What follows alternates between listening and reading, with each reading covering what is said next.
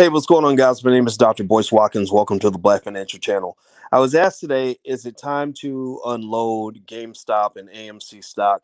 If you participated in the big run-ups of GameStop and AMC, is it time to sell? I'm going to say the answer is yes, absolutely yes. I'm going to break this down for you. So go ahead and get comfortable. Hit the thumbs up button. We're going to get started on the Black Financial Channel right now.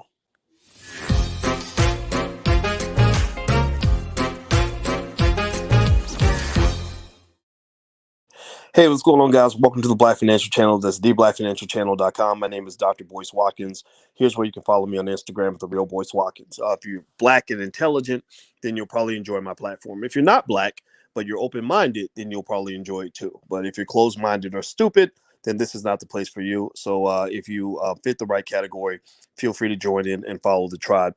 What's my take on Dogecoin or Dogecoin? Dogecoin Marquez has no value at all. Dogecoin is literally made up. Like paying money for Dogecoin is like buying a piece of paper. It's like buying air, that oxygen that's in the air.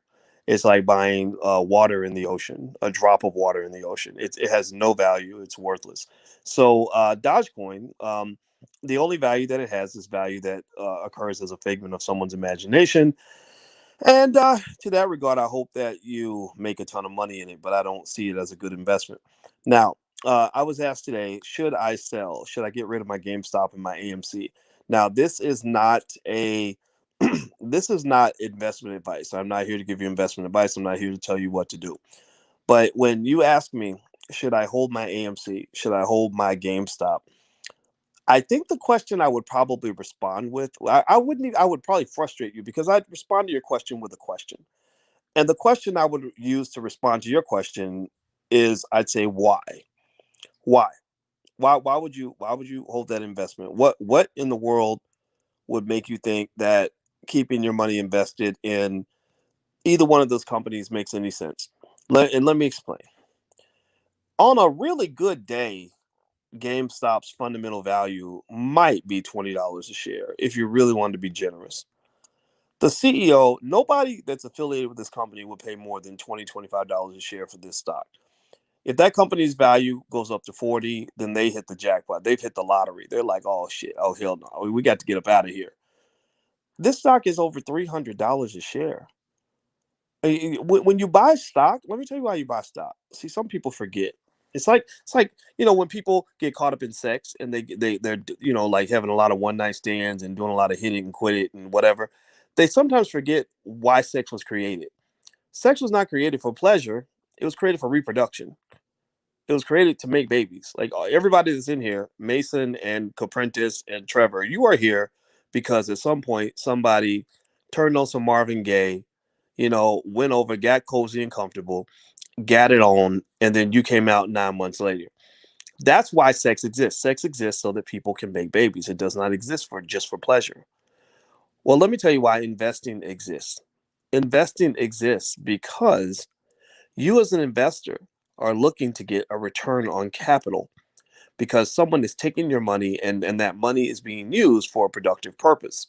So when companies get a return on capital, that causes stock prices to go up. And the reason you invest in companies is because you believe that over time, they're going to make more money than they did before and they're going to continue to grow. And as they grow, your wealth grows. That's why you invest. You don't invest for the quick flip. It doesn't mean the quick flip is doesn't exist. It doesn't mean that you're a bad person who, if you chase a quick flip, just like you're not a bad person if you enjoy a good orgasm. But anybody who thinks that sex is only for orgasms and forgets about reproduction is missing the whole point of it. In fact, people like that, unfortunately, end up devaluing one of the most powerful and important forces in the universe. Do you get what I'm saying? So what I want you to kind of do is as you think about how investing works and you ask yourself, should I maintain my investment in AMC? Should I maintain my investment in GameStop?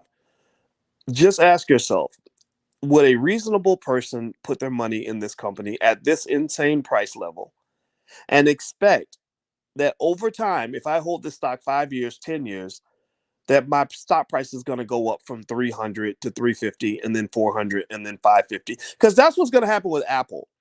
That's what's going to happen with Amazon. That's what's going to happen with Facebook. That's what's going to happen with most major companies. That's what's going to happen with the S&P 500. It ain't going to happen with GameStop. With GameStop, you might get lucky. Maybe there's a bigger sucker. Like Barnum and Bailey used to say, there's a sucker born every minute. So maybe there's a bigger sucker than you. Maybe if you bought it at 300, maybe there's a sucker who'll buy for 350. Because Lord knows the world is full of sheep who simply just follow the crowd. But I don't want you to be the biggest sucker that's left holding the bag for when all the Robinhood traders, or excuse me, the Robinhood Reddit traders get bored and move on to the next target. When they move on and they start unloading, that price is going to drop like a brick. And if you walked in there and paid $300 something for that stock, then I feel bad for you. And so my thought is, if I'm holding that stock, I let that stock go. I move on to an investment that makes sense.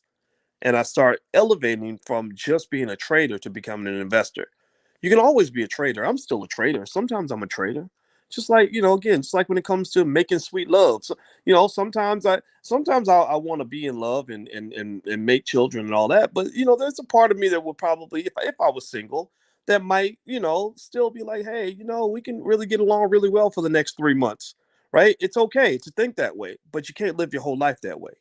At some point, you have to think about the bigger picture. And so what I really want you to definitely understand is that in the mix of all this chaos, that you don't get caught up in thinking that the stock market is a casino, that you don't start treating it like you're going on people go on the casino boat and they're trying to make that fast money. Like, girl, I put my money on five and on five black and I made $50 today. Like, I don't want you thinking about $50. I want you thinking about building legacies and wealth and family fortunes and stuff like that. And that comes from investing. It does not come from the quick flip. That's just my 2 cents. So anyway, let me see. I'm looking at some of your questions here. I'll answer a couple of your questions if you want to. By the way, follow me on Twitter if you want. That's where I am on Twitter. I'm also on the Clubhouse app. If you guys want to follow over there. And I hear there's a black version of Clubhouse. I'm gonna follow that too. So I'm just gonna jump on all the different apps because you never know which one's gonna shut you down. Let's see here, folks. This is short play. I agree. This is an expensive prank, says Clifton. Yes, it is. Let's see. El DeVito says, wow, are you kidding me? Is this real life? Oh, well, I did not know that, brother, man. Okay. X gamers, that's what they want you to do is sell off, hold. Okay. Well, that's the thing. What are you holding on to? What are you just have some massive belief that GameStop is this extraordinary company? Like what are you holding on to? Like where's your core principle that's guiding you to feel the need to give up your family wealth to defend GameStop? Is GameStop that important? Like, what is it about GameStop that makes you feel like, okay, we got to fight this battle to the death? I'm not saying that it's wrong. I'm just saying I don't understand. Because you could have did that with Apple. You could do it with Tesla. You could do that with, there are better companies to blow your money on. I don't know why they picked GameStop in particular, other than the fact that they got pissed off at a hedge fund manager and decided they wanted to blow his stack. Well, guess what? The hedge fund manager ran. He retreated. He threw up the white flag. He bounced. He's like, yo, you win. You win. Game over. I'm taking my ball and I'm going home. So when the game is over, why are you still on the basketball court? I'm not telling you not to. I'm not telling you that you have to leave. I'm just saying why. Again, I'm asking you that question. Let's see here. Urban digital asset education information about blockchain. Okay. I'm Ryan. I see all that, Ryan. But you know what? Maybe black people. Maybe we can do that. Maybe we can do a hodl on like a black stock. Maybe we can go to Urban One and everybody just buy Urban One and just boost the stock price up. I don't know. I'm not telling you to do that though, because I'm gonna try to get caught up in a pump and dump situation. Will AMC stock improve as COVID cases decrease and the theaters open for business? Now, AMC. I like AMC better than GameStop. I really do. I like that company, and the one good thing about this whole like artificial pumping up of stock prices that's occurred, that's good, is that it gave AMC just enough capital to survive the economic winter. And I think I like AMC. I like going to the movies. I want us to go back to the pre-COVID world. Maybe one day Dr. Fauci will give you permission to leave your house again. But I hate this shit. I don't like any of this. I don't like this whole being locked up in the house and can't do nothing, can't go nowhere, can't live, can't get. You give somebody a hug, you get accused of being a mass murderer. Like I don't like none of that. I'm not a fan of it. I'm going to a birthday party this weekend, so I want y'all to know I'm living my life. I'll be wearing my mask, but I'm gonna keep living. Oh, by the way, there's our financial workbooks and flashcards for children. So if you have children, you want to teach them about wealth, feel free to go to financialworkbooks.com. The URL's right there on the screen. Why aren't we going to talk about Guap Coin? Okay, we're talking about it now, but I don't know much about Guap Coin. I sold my AMC yesterday at $8 and it went up to 12. That's okay. You know, Vincent, one thing I will warn you about is be careful about getting caught up in FOMO, fear of missing out. If you're a patient investor and a careful investor, you're gonna miss out on some stuff. You're gonna miss out on some good stuff, but you'll also miss out on some bad stuff. So don't beat up on yourself if you like football, don't just because you kicked the field goal, that doesn't mean you necessarily gave up a touchdown. You sometimes you did give up a touchdown, but sometimes you avoided not getting anything at all, right? So sometimes it's okay to kick a field goal. Yeah, don't get caught up in FOMO. Like FOMO creates is connected to greed. Greed is what causes you to go over the limit, and greed is what has typically brought people down. So go get yours. Like you want to have ambition. Like don't be complacent. Like I believe everybody should want something better for themselves. And once you know what it is you want out of life, then get up off your ass and go get it. Seriously, I'm just telling you, life is short, man.